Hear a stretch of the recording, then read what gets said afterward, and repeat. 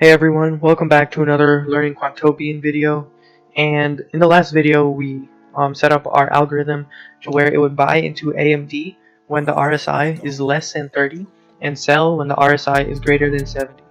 So although this might seem very good because our returns were 150% as shown on the right, I really think that we can improve it by doing a few minor changes.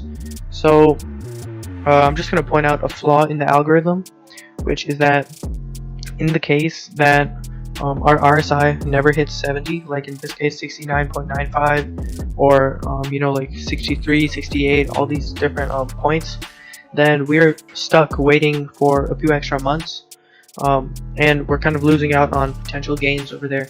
And that's similar to when the RSI dips down to like 31, 34, and then we are missing out on potential buying of AMD. So it's all part of algorithmic trading, is that how can you improve your algorithm to where it's most optimal, and how you can weigh into all the situations that could be going wrong.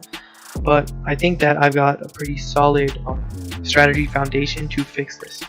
And if you really think about it, then if we want to fix this issue, all we need to do is either make the threshold higher or somehow make buying into the stock a little more dynamic. So what I mean by that is that we can make our limits at 60, but for every day that our RSI exceeds 60, if it keeps going up, we will not do anything. But once the day comes that it goes down, we will instantly buy into it. So let's try and implement that into our algorithm right now. So for now, I'll just delete all these orders because we will not be needing them, and we might have to raise the threshold for buying and selling. So I think we'll just change that by 10. So we will start this when RSI is less than 40 and start this when it's greater than 60. And if we really want to log into how much RSI has changed, we might want to also define a few lists.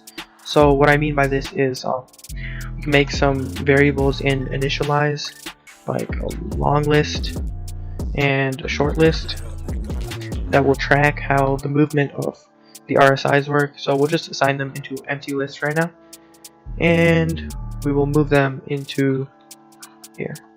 So long list and short list are equal to the context versions. I'm only doing this because I don't want to write the context,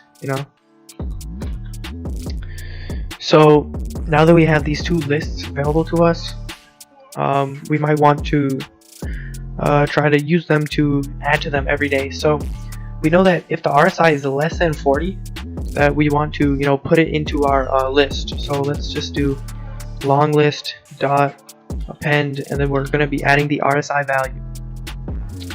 And since we want to see if the values have changed for the better or for worse, we have to make sure that our long list has a length of 2, well, greater than or equal to 2, because we can't do any calculations with only one list. So once it's 2, we can check if long list, if the most recent one is greater than the one from 2 days ago, which is not a good thing.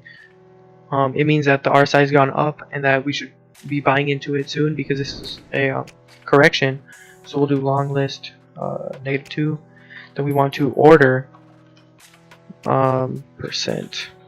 We want to sell our safety, and I'll just copy and paste this a little faster.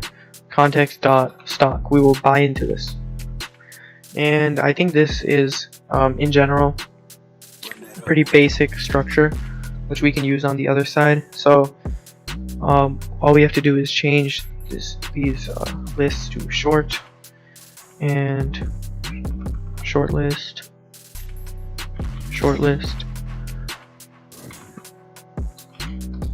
Now keep in mind, I just named it short list, but we are not actually going short on anything. So stock and safety.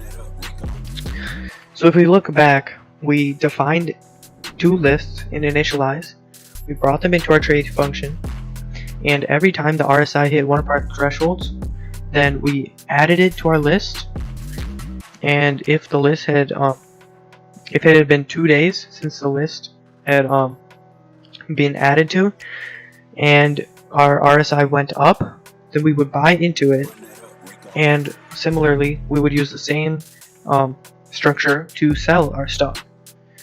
Now, another issue that could pop up is that what if it drops below 40 and then it goes up? So then our list would be stuck with one element.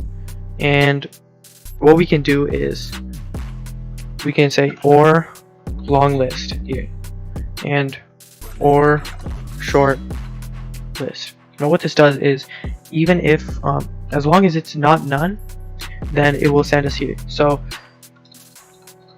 we can check if length of long list is equal to 1 and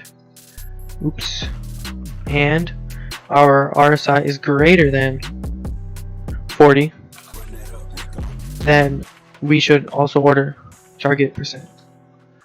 Here, I'll not write that down, I'll just copy and paste. So what this essentially does is that if our list had gone down to 40 but then went back above 40, then we would order into the stock, and we also have to make sure to clear our list. So we have to say long list is none, long list is none, and I'll just copy this again. Okay, and we'll just say short list, and we'll move this to short, change up the values a little bit, and I think that, oh, we also have to say if it's less than 60. So now I think if we build it, hopefully we don't run into any errors, but there you have it. So this algorithm was very simple. With just a few lines of extra code, we've doubled our returns on our algorithm. So it's very important to realize that no algorithm is perfect, and that there will always be things that you can do to improve them. And yeah, so thanks for watching, and I hope that you found some value in this. And yeah, bye.